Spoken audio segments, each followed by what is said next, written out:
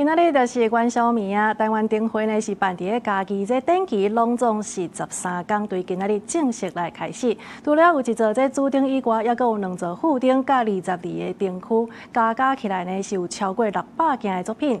昨下晡时啊，这马里奥的灯区呢，就大声开放，互媒体来看。也若主灯头摆试灯，也是真侪人来翕相。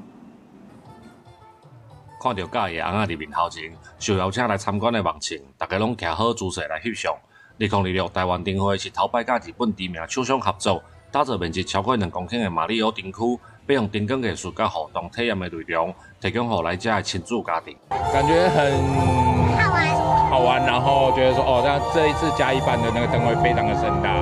这次是任天堂 Switch 第一次跟台湾合作马里奥的乐园，不用去都不用去大阪就可以直接来，我觉得超幸福的。嘉义县政府伫初二暗时，就来进行主灯的试灯。嘉义县政府表示，主灯的题目合作光幕世界阿里山，21公尺悬，包含新幕意象，结合在地自然的素材甲互动科技，要表现台湾面向世界的决心。台湾灯会是非常重要的一个庆典，我们每年的灯会都是全民的活动。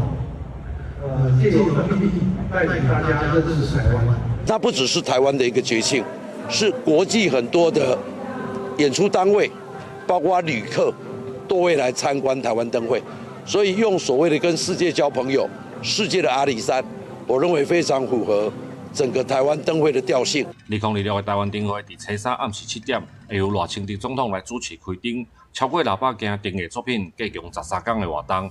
嘉义县政府就暗算，这届2026的台湾灯会会带来1000万的参观人次，甲创造231个观光产值。记者林慧婷，嘉义报道。